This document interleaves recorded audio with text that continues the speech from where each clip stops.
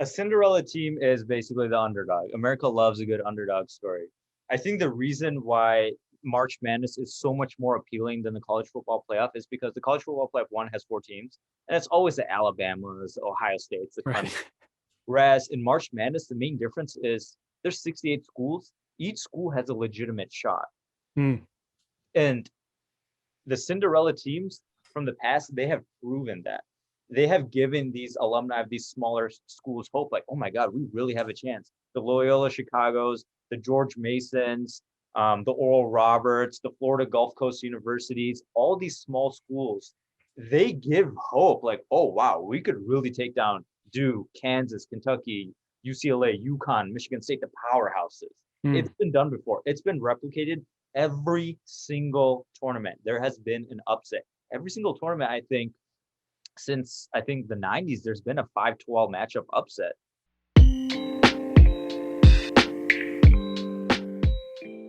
All right, everyone. Welcome to the Branding Deep Dive podcast. Today, we have a mini episode, a quick deep dive with our friends Jaraad Huck and Yosef Siddiqui. For those of you that are following the podcast or have been following the podcast, you'll have already heard from Jaraad in the past on the Los Angeles Lakers episode we did. And then Yosef is his first time as a guest on the show. I'm going to ask you guys for your favorite sports teams before we get into it, and then we'll get right into the topic for today. So Jaraad, let's start with you. What is your favorite sports team, if it's not? What's up, guys? How's it going? As you can see behind me, there's a plethora of teams, but my favorite sports team is the one on my head, the Pistons. I'm also very emotionally attached to FC Barcelona and Michigan State basketball and the Detroit Lions. Oh, we said one team, but okay. All right. That works. I think that the tricky scenario within that is that as someone from Detroit, the only thing we have going for us are our sports team. So when Jaraad listed off like everything, like all things related to Detroit, that's just kind of what our personality is. Anybody from Detroit, you follow sports. That's it. That's all we got going for us. So yeah, Detroit sports fan. I would say the Lions are something that I pay attention to the most. In season, off season, draft, everything about that. I'll probably be plugged in, wired in. If you ever do a football specific episode, you know where to go. Mm-hmm. Real quick, I know Yosef, you have a podcast as well. Do you want to quickly give the audience? Yeah, let's give it a quick plug. For those who don't know, myself, Yosef Siddiqui, Ahmed Cheema, we're on a little podcast called Podcast Kings. Find us on Spotify or Apple Podcasts. You might actually have to find like full Dora the Explorer, find that. You need a map and a companion with you because it's deep down. It's very deep down there. You're gonna have to go looking, but we're there. We promise you. Find us on Podcast Kings if you want to just get to know us. Just four guys talking about life and trying to contribute, learn, and actually contribute. Grow as people on the podcast right in front of your eyes. Awesome, thanks, Yosef. Now let's get right into it. Today, we're talking about the March Madness NCAA tournament that happens every year. Let me ask you guys this first off. Did you guys make a bracket this year? Yeah, I did. I made one bracket. I'm not going to lie. There was money involved. That was my biggest incentive. This was the 1 year I didn't really pay attention to college basketball in specific, just because COVID kind of threw a lot of things off. But it's March, baby. You got to make a bracket. That's just how it is. So that's exactly what I wanted to try to figure out today. Like what Jaraad just said, it's March, baby. You got to make a bracket, right? Like I made a bracket and I don't really follow sports. And I know people at work and other people that I know that, they don't care about sports. They don't watch basketball. And in particular, they don't care about college basketball. They have their hometown team or the college they went to. But every single person is making a bracket. And this happens every single year. Briefly, for the people that may not be familiar with the NCAA tournament, Yosef, can you give us like what it is? And when we say March Madness, what are we actually talking about? So actually, if we go back and really take a look at what's going, what March Madness is, let's take a brief look at the history. I took a few notes, so I'm going to be reading a little bit. So the first NCAA Division I basketball tournament was played in 1939, and it only had 8 teams. I believe Oregon, Ohio State. Oregon came out as on top.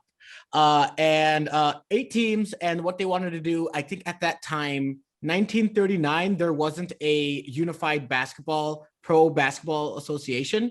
I think that there were remnant or like the beginnings of what we now know as the NBA had started by that point, but it wasn't really all that great. I think in the early 1900s, collegiate sports was considered the way that we would entertain ourselves because nobody saw any worth in paying attention to professional sports. So from then onwards, in 1951, tournament grew to 16 teams, doubled in 1975 to 32 teams, and then expanded to 64 teams in 1985. Now, March Madness wasn't always the term that was referred to. That was used when it was referring to the tournament, the NCAA tournament. March Madness was a term that was used in 1939 in like a high school basketball game. And Brent Musburger, all-time sports commentator, used it during the tournament in 1982. And that's when the association came to be. 1987, I believe, is the affiliation. That's where it began. That's when March Madness became the official name of the NCAA tournament. So it started around in the mid 1980s is I think when it really started to pick up steam, where the NCAA really started to realize that they can profit off of something. The fact that there's a very unpredictable, crazy 64 team tournament where you have representation from nearly all across the nation, and people were really involved in it. It really became a big deal from then onwards. So how many teams are in the tournament like now? 64 officially. However, Jaraad, correct me if I'm wrong, 4 play-in games? Correct. 4 playing games. So that means 68 teams have a chance to win the actual tournament. Yeah. Wow. And So that's UCLA, one thing. Yeah, UCLA this year was one of those last 4 in. Yeah.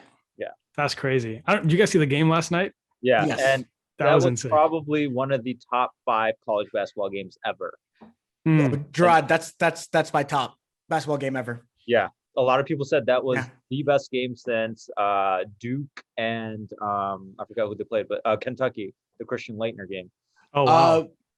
Another one that comes to mind, that championship game in 2016, I believe it was Villanova UNC. Chris Jenkins. Yep. Yeah.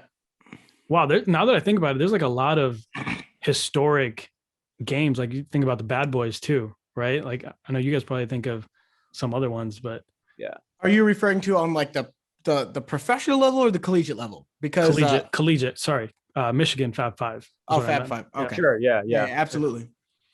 But yeah, so real quick, maybe Jaraad, you can touch on this a little bit. Yeah. So in other countries, like in America, if you're trying to get to the NBA or you're trying to get to any professional league, really, you have to go through college, and that's where you kind of prove yourself. NFL, NBA, that's where you get recruited from. I know overseas, especially in soccer, I know it's a little bit different. They have like youth teams or something. Can you touch on that a little bit? Yeah. So the main difference, and you'll see this, anywhere, you do your research or whatever, the U.S. monetizes their college athletes and the college programs. Now, this has been a debate for almost decades now. Why aren't college athletes getting paid? And why are these programs profiting millions, almost billions from these players? The reason is because America, we don't have youth system / academy per se in the 4 major sports. That's basketball, football, hockey, baseball. Now, you do have that in American soccer now, and that's something that's been replicated from the system in Europe. The system in Europe is, for example, Barcelona, they have La Masia, which is their academy. They essentially go and recruit kids from 8 to 10, and they bring them into their academy, nurture them until they're about 18, 19. Then they get, promoted to the B team. Then they eventually make the A team. That's something that Messi did. That's something that Iniesta did. That's something that Xavi did. Some of the greatest players of all time for that same organization. Likewise, Real Madrid has it. AC Milan has it. Arsenal has it. Liverpool has it. So the system there is different. They have universities, and one of my cousins went to one of the universities in England, and they don't really have. They have club sports, which is more.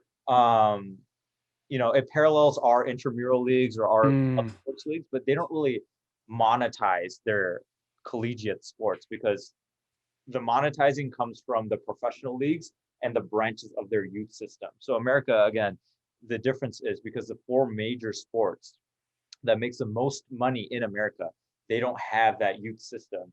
So our way of watching amateurs and, eventually monetizing that is the college system, because the players that we're going to watch in 5-10 years in the NFL, in the NBA, that's where they're coming from. That's where they're being nurtured. So that's kind of the main difference between America and the rest of the world. Yeah, that's really interesting. So the reason I brought that up is like, I'm just thinking, who, like, in what other countries are they watching college sports? Like, I really don't think it's very, very many. And if they are, it's probably like their mom and dad. You know what I mean? Like, I have a lot of family overseas. Nobody really knows about college sports, and honestly, a lot of people in Canada don't really care. If anything, they may pay attention to the NCAA men's basketball tournament just because the Toronto Raptors, they get a lot of products from the draft, but it's really not a thing outside of the United States. It's a purely just an American thing that we just blew up ourselves. Where I think that stems from is that college as a whole is a big money-making scheme within America. I think that kind of the 70s or like early 80s is when the price for tuition really shot up. I think that everybody involved at the collegiate level has only been trying to make money in some sort of way off of families, in some sort of way off of, young students bringing on loan, taking on the debt. So I think that contributes to it. The thing overseas is that people understand that if you want to put a quality product on the field, there needs to be some sort of like honing, right? If you compare the education systems, just the education system, anywhere overseas doesn't really need to require you to have 4 years of undergrad before you go into your professional training. I believe that generally it's 2 years of like some pre-college like education before you choose some sort of professional field that you go and study in and practice in and devote most of your time to that. So I think that that's just the parallel that you see. I think America just understands that there's so much more than just like the actual like love of the game. Like for them, it's just about money, not putting the great product on the field. Well, I think Americans would argue that making it about money will result in a greater product on the field. But that's a different topic for another time. So Jaraad, can you give us a little bit of context on what the actual bracket system is? Like when we say I'm making a bracket, what does that mean? Sure. So like we previously stated, the official bracket actually consists of 64 teams. Just until recently, they included 4 extra teams just to, have a chance to play in, but it is 64 teams. It's 16 teams per region. There's an East, West, and North-South region. Can I stop you right there? Yeah. Okay. So if you look at college football, what's the playoff there? How many people are in that playoff? There's only 4 teams in the college football playoff. So that's really interesting because you got 68 teams here and they're from each region. So there's a really high likelihood that someone like one of the schools in your area is playing in the tournament. Yeah. Where you get this nationwide buy-in of some team. Right. So I think that's the point I wanted to highlight is that, they have literally people from all over that are playing in this tournament. So please continue. Yeah. So essentially, there are 4 regions, East, West, North, South, and that doesn't correlate to the actual geographic region of the schools. That's just the region of where the games will be played. So for example, like LA, Seattle, New York, and like Florida, like that's that's the geography region. So Michigan could easily be in the South region. They play most of their games in Florida. That's just how they divide it up. And obviously, the games are single game eliminations. It goes up all the way until the Final 4. And that is usually at the big host city. So this year it was at Indianapolis. That's where UCLA, Gonzaga played, Baylor, Houston played. And then the winner of those games, they go on to play in the championship game. And that's essentially how it goes. And the whole thing lasts about 3.5 to 4 weeks with, breaks and stuff in between. Yosef, do you think because it's single game elimination that there's a lot more upsets, or is there something else that's at play as well? If you're referring to the unpredictable nature of the tournament as a whole, I don't think it definitely actually has something to do with the fact that it's every game is do or die, right? As soon as you step onto the court, it might be the last time that you step on the court, or you might be able to survive in advance, right? So I would say that, that plays into it.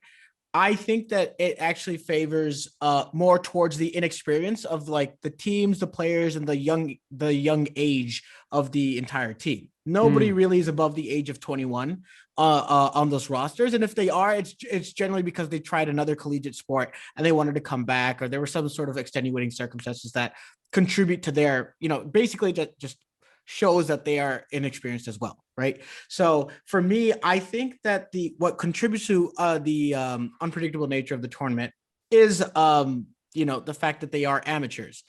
Yeah, you have this recruiting process within, these big collegiate teams that go and they get like the most talented players, but teaching a mentality and then showing experience, providing experience and teaching that rather than actually giving them that experience is what contributes to the unpredictability, because you can always say, hey, stay in the moment. Hey, make sure that, you're relaxed, but you really can't preach it. Like when you're on that court and you're in that moment where, everything rides on what you're doing in this moment, that's just something that you can't really replicate. When you get into the professional leagues, you could start playing basketball and, hey, this team is up and coming, watch for them next year. Whereas in an amateur basketball, hey, this team was up and coming.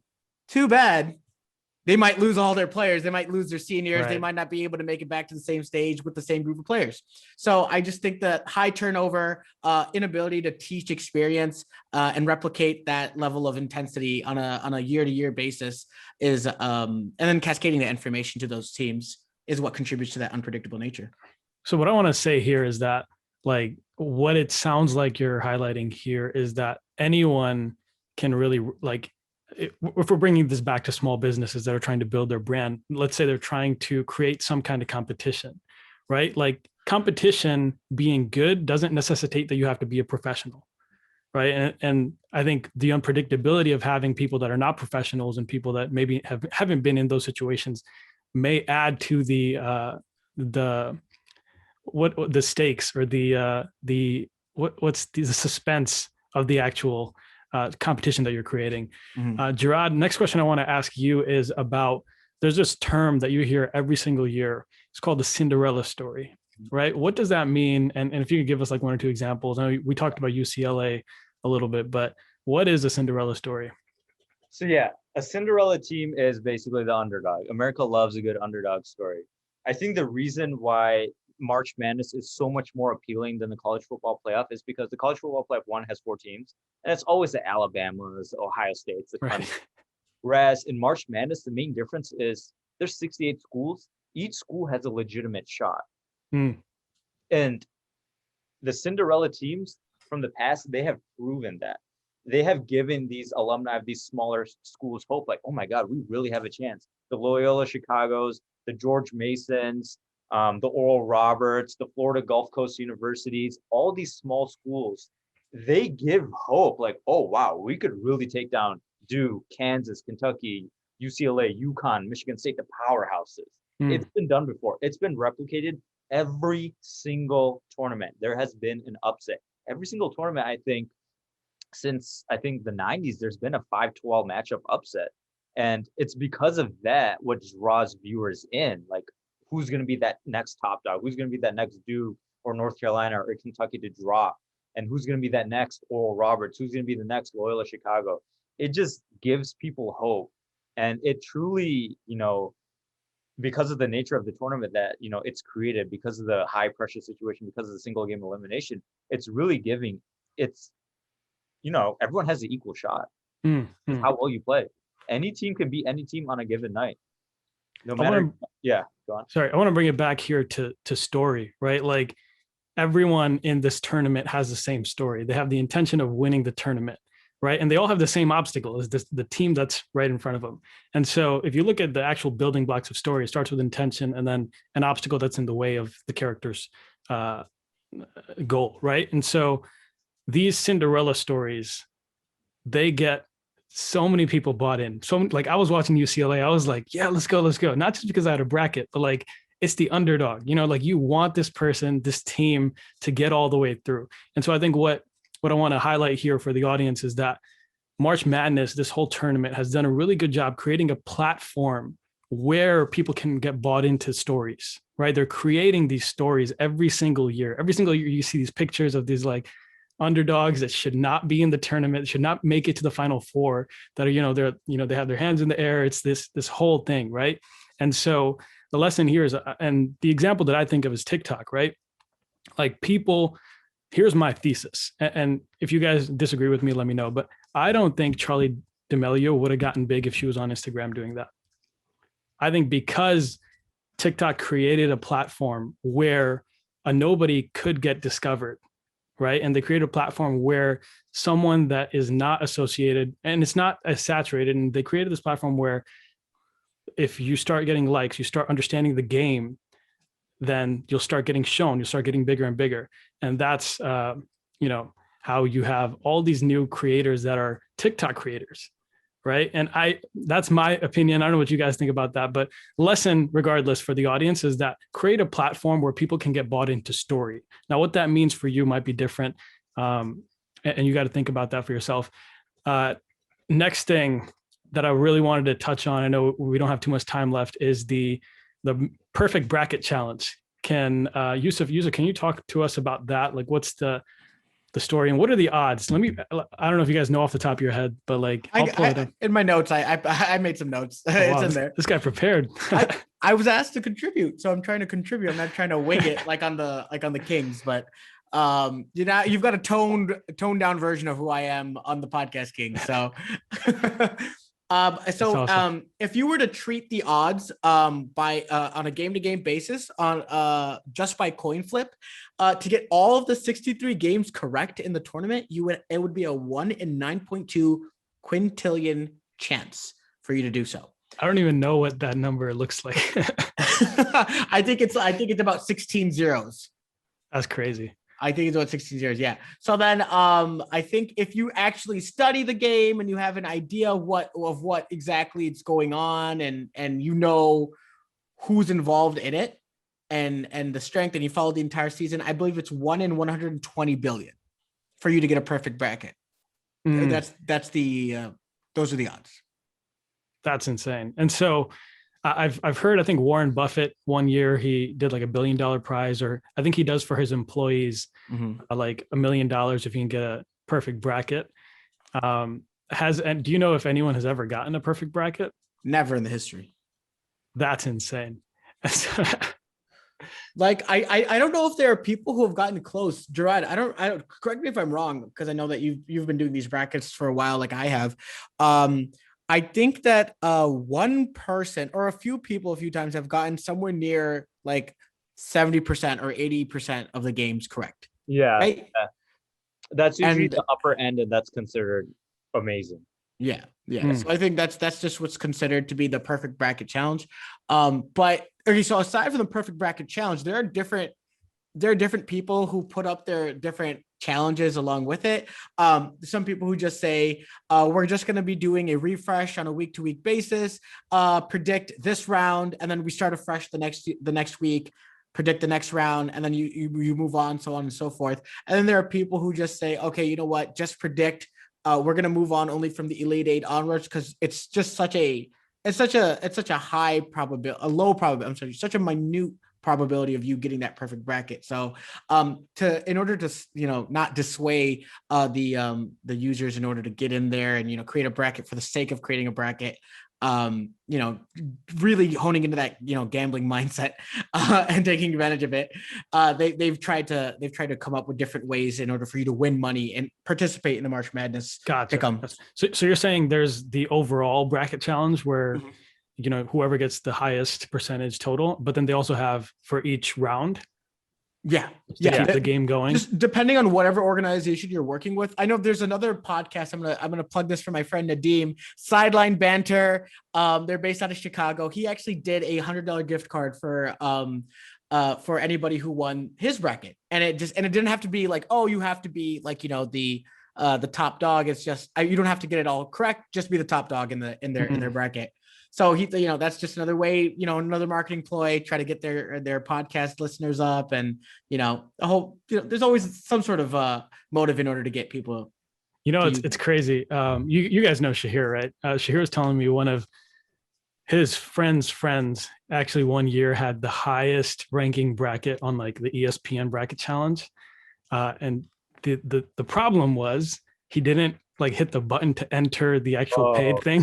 so so he didn't get anything, but like I was like, man, that must suck. Like just knowing that you could have been like really rich. But yeah, I think to the point is like gamification is one of the basic, you see Instagram, Facebook, all these algorithms, they're built on gamification, right? Whatever's getting more likes, like for the people that are posting, they gamify it, like getting likes, retweets, shares, all that stuff. And also for the people that are viewing, it's also gamification, right? Like they want to keep you, they give you the content that they think you're going to like the most, right? And so I think this is a prime example of like, hey, it's not like some crazy algorithm that's gamifying this. This is like old school, like this is the classic game. You know what I mean? Right. Like it's literally a game. So just keep that in mind. Like sometimes, when we're I have like 4 or 5 different projects going on right now. Yosef, a little bit. And it's just like, how do you market this stuff? And it's like, you're always thinking about these crazy strategies. How do I get my name out? How do I get the word out? And it's just like, it's a game, create a game, get people bought into the game and give them prizes at the end, right? I think that's one of the most basic things. And do you guys know offhand, like how many viewers the tournament gets, or like comparatively, is it more than college football playoffs? From a collective standpoint, yes. Like, there's so many people who repeatedly like join in, and there's 63 games. So yeah, from a collective standpoint, that is the case. But I don't believe that it really truly matters down to the exact number of people who are watching, because regardless, they have those TV deals that end up supporting the scenario, right? So from a viewer's perspective, yeah, they do combine, but not on like the final four, not from the final four. I believe from the entire tournament, they do end up getting, the most. And from a dollar amount that they get from it, even if you don't end up even winning a game, they make the school ends up making about a $1 million. Oh, really? Yeah. Even if you don't win a game. So clearly there's enough money in there. And I think the tournament, I believe you make it to the final four, your team gets $5 million, your college gets $5 million. And the overall tournament like dues that come to like everybody who participated in the tournament, it's $700 million. I had no idea. Yeah. That's really interesting. So they're making a lot of money. Yeah. So, and then it gets divided to each conference, and the conference then sends the money in whatever way that they want to. And yeah, so there's money coming in. The viewership isn't really, I think, so literally the big factor, but everyone is incentivized. Yeah. That's awesome, man. Is there anything else you guys, except for the players at the most, at the lowest level, but everyone except the people doing the work, right? But is there anything else you guys want to touch on real quick? Yeah, just something just to know. We always mention the money, right? The money, like these schools, these programs, the conferences, they're getting the money. Players, again, they're not directly making the money, but March Madness, as we saw this year, especially from Johnny Juzang from UCLA, it's a time for them to show them the game they got. And that money's going to come in a few months. Like this guy was projected to be a 60th overall pick in the NBA draft. That means he was supposed to be Mr. Irrelevant, meaning the last guy picked in the draft. Now he's projected to be a late lottery, which is like 13, 14, to a late first rounder, meaning he went from making nothing to a few $1 million a year just because of March Madness. It is the biggest stage of them all. That's where the players make their money. That's their incentive. Yeah. And to add on to what Jaraad says, not taking away from the fact that, these players are being unfairly treated, at the end of the day, I think that's something that we have to address. But somebody who's really important to the game of basketball, changed the entire game of basketball in the present day as we know it. Steph Curry wasn't heavily recruited going into college, wasn't considered to be a top player in the NBA until March Madness. I believe it was 2007. Davidson's run to the NCAA, 2008. Davidson's run to the Sweet 16 or Elite Eight. Yeah, Davidson's run to the Sweet 16. Steph Curry broke onto the scene and ended up getting into the eye because Davidson isn't a big time college. It wasn't like people were watching Davidson games. I don't even know where that is. Yeah, I think it's in Carolina. I can't tell you. Carolina, I believe. So he went to a local college that was nearby that would give him the opportunity to start. Right. So since he had the talent, he just didn't have the recruiting the recruiting power. Nobody wants to see a 6 foot, 180 pound, 185 pound guy, playing basketball, because that doesn't attract you. But you see, Steph Curry made the most of it, made the NBA as the number 7 overall pick, future back-to-back MVP, future number 1, future unanimous, the only unanimous MVP in the league's history. And the guy who changed the game, who kind of made the offense in the NBA fast paced, who stretched out the floor. People were shooting far away because of Steph Curry. That happened because he got the exposure in the NCAA tournament. That shot last night happened because of Steph Curry. Probably. A little bit of desperation too, but yeah. Right. So it sounds like one of the things I want to highlight again, just for the audience, because you guys brought it up, is that, create a platform where a nobody can really get discovered, right? TikTok is one example. I think Clubhouse, the reason why a lot of people are going to Clubhouse right now is since it's a new platform, people are thinking that I can really make a name for myself here.